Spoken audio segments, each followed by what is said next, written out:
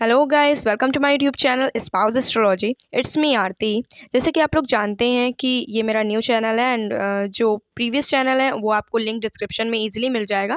अगर आप लोग चाहते हैं मेरे और कंटेंट को जानने का और कंटेंट को देखने का, इस चैनल में मैं क्या करने वाली हूँ, बहुत ही बेसिक से आपको एस्ट्रोलॉजी के बारे में बताने वाली हूँ सो दैट आप खुद से भी अपना चार्ट देख सको।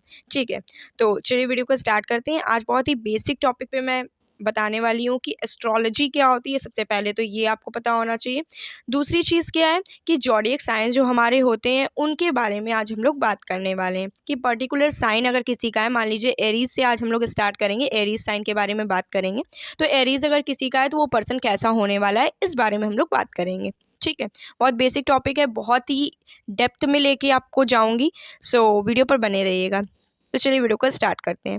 एस्ट्रोलॉजी क्या है, सबसे पहले तो ये जानते हैं। एस्ट्रोलॉजी जो प्लैनेट्स है ना, उनके बेसिस पे हमारी लाइफ कैसे चलती है वो बताया गया है। ठीक है, एस्ट्रोलॉजी एक ऐसा साइंस है जिससे हम लोग जान सकते हैं सेलेस्टियल बॉडीज़ की मदद से कि हमारी लाइफ में क्या घटित होने वाला है, पास्ट में क्या घटित हुआ था, प्रेजेंट में क्या होगा और फ्यूचर में क्या हो सकता है। ठीक है, एक चीज़ और बोलना चाहूँगी, एस्ट्रोलॉजी जो होती है वो सिर्फ एक प्रिडिक्शन होती है। ये 100% ट्रू नहीं होता है किसी के भी चार्ट में। बहुत से ऐसे मैंने क्लाइंट देखे हैं जिनके केतु जो है वो मून के साथ है, बट उनकी जो मॉम के साथ उनका रिलेशन है वो बहुत कॉर्डियल है। एंड आप बहुत ज़्यादा आश्चर्य मानेंगे कि 12th हाउस में वो प्लेस्ड है, केतु एंड मून साथ में। तो ये चीज़ बिल्कुल भी गलत होती है। जो लोग एस्ट्रोलॉजी को बिल्कुल ये समझते हैं कि वो 100% ट्रू होती है, एस्ट्रोलॉजी 100% ट्रू नहीं होती है। वो सिर्फ एक प्रिडिक्शन है। उसे अगर आप एक प्रिडिक्शन की तरह लेंगे तो आप हमेशा ही सुखी रहेंगे। आपको अपना कर्म करना पड़ता है। अगर आप अच्छा कर्म करते हैं तो जो गलत ग्रह फल दे रहे होते हैं वो भी अच्छे हो जाते हैं। इसी वजह से आपको रेमेडीज़ बताई जाती हैं। तो चलिए वीडियो को स्टार्ट करते हैं। एरीज़ के बारे में आज हम लोग बात करने वाले हैं। अगर आपका सन साइन एरीज़ है तो ये वीडियो आपके लिए है। जैसे कि बहुत ही बेसिक नॉलेज है कि जितने भी लोगों की डीओबी 21 मार्च से 19 अप्रैल के बीच में होती है तो उनको हम लोग एरीज साइन का मानते हैं। ठीक है, एरीज के बारे में अगर हम लोग बात करें तो इसको फायर ट्रिप्लिसिटी के हेड बोला जा सकता है, या फिर अगर शुद्ध शब्दों में बोला जाए, मेढा बोल सकते हैं, जो कि बहुत ही निडर होता है, साहसी होता है, बहुत ज़्यादा ब्रेव होते हैं। इनको किसी से डर नहीं लगता है। कोई भी बात होगी तो एकदम साफ साफ आपके मुंह पर बोल देंगे। अगर आप इस साइन के अंडर पैदा हुए हैं, इस साइन के अंडर बॉर्न हुए हैं, तो ये बहुत मोस्ट फेवरेबल साइन होता है। बहुत ही अच्छा साइन माना जाता है, बहुत पावरफुल साइन माना जाता है। बिकॉज आप देख सकते हो जो हमारी कुंडली है उसका ही फर्स्ट भाव जो होता है वो एरीज होता है, अगर हम लोग काल पुरुष की कुंडली की बात करें तो। लेकिन अभी हम लोग कुंडली को लेकर नहीं चल रहे हैं, बेसिक नॉलेज पे बात कर रहे हैं, तो उसी पर बात करते हैं। आपकी जो सक्सेस है वो हर एक चीज़ में डिपेंड करती है सिर्फ और सिर्फ कि आपको कितना धक्का कोई देते हो, आप अपने आप को, खुद को कितनी आप एनर्जी उसमें इन्वॉल्व करते हो, कितना सिस्टमैटिक आप एफर्ट करते हो। आप थोड़े से ज़िद्दी हो सकते हो किस चीज़ में, कि आपको जो आपके प्रोजेक्ट्स हैं वो बिल्कुल सक्सेसफुली एंड करने हैं। इसके लिए आप खुद से ज़िद्दी होते हो। आपको किसी और को आपको कहने की ज़रूरत नहीं है, आप खुद से ही अपने वर्क को बहुत अच्छे से एग्जीक्यूट करते हो, बहुत अच्छे से कंप्लीट करते हो। स्टार्ट करते हो तो उसे कंप्लीट भी करते हो, और अगर नहीं कर पाते हो ना तो आपको खुद को ही अजीब सा फील होने लगता है, खुद को ही दिमाग में गुस्सा सा आने लगता है। ठीक है, जो मेन होते हैं या वुमेन होते हैं, दोनों ही जो एरीज साइन की होती हैं वो बिल्कुल भी किसी से डरती नहीं हैं, चाहे उनकी अपोजिट कोई कितने ही लोग क्यों ना खड़े हों। और बहुत ही ज़्यादा ऑनेस्ट होते हैं, और अर्न भी अच्छा खासा करते हैं, और बहुत अच्छे लीडर होते हैं। मतलब उनमें जो लीडिंग कैपेबिलिटी होती है ना वो बहुत अच्छी होती है, ऑसम होती है। आपकी जो एजुकेशन होती है, आपकी जो संस्कृति होती है, और जो आपकी रीडिंग होती है, जो आप खुद से बहुत सारी चीज़ों की पढ़ाई करते हैं आसपास से, समाज से, या फिर जो भी आप अपनी खुद की स्टडीज़ करते हैं, खुद की स्टडीज़ मीन्स जो आपकी पढ़ाई होती है, उससे भी आप बहुत कुछ सीखते हैं। और ये आपको बहुत ही ब्रिलियंट इंसान बनाती है, बहुत ही चार्मिंग बनाती है।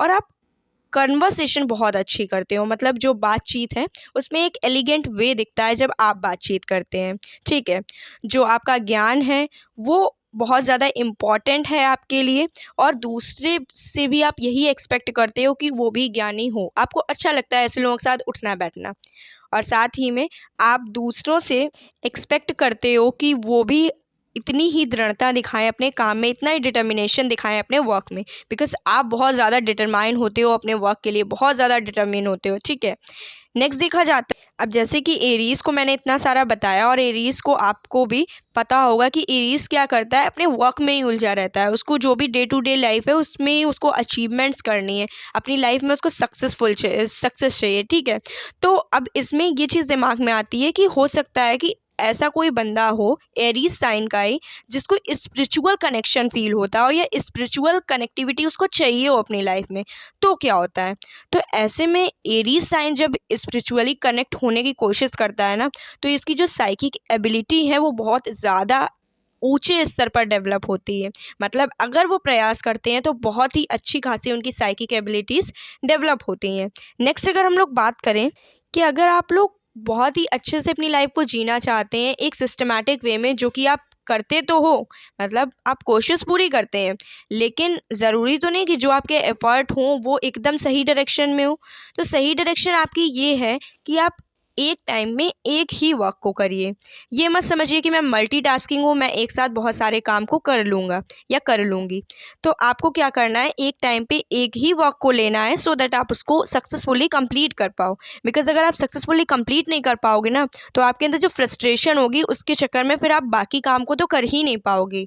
तो इस वजह से आपको क्या करना है, वन टाइम में वन वर्क को आपको एग्जीक्यूट करना है, इम्प्लीमेंट करना है, देन उसको सक्सेसफुली एंड करना है। ओके, तो ये एक मेरी एडवाइस थी आप लोगों के लिए।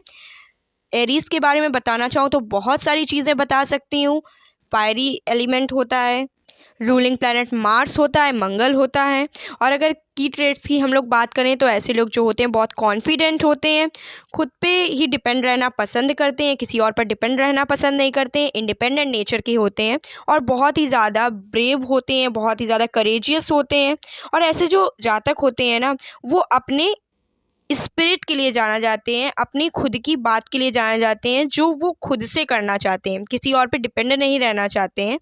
एज इट इज़ बोलूँ तो जैसे यदि आप कोई नया काम अगर करना चाह रहे हो, तो उसमें सबको डर लगता है ना कि अगर मैं कोई नया काम करने जा रहा हूँ, सपोज़ दैट एक एग्जांपल लेके समझते हैं। जैसे आप लोग कोई भी वर्क कर रहे हो, कोई भी आप तैयारी कर रहे हैं, मान लीजिए आप किसी गवर्नमेंट जॉब की तैयारी कर रहे हैं, एंड आपका मन किया कि नहीं यार मुझे प्राइवेट सेक्टर में जाना है, और गवर्नमेंट जॉब आपकी अच्छी खासी प्रिपरेशन हो गई, या फिर आप जॉब ही कर रहे हो, तो वो जो जॉब को क्विट करके फिर प्राइवेट सेक्टर में स्विच करने की जो कैपेबिलिटी होगी वो एरीज़ के अंदर ही होगी।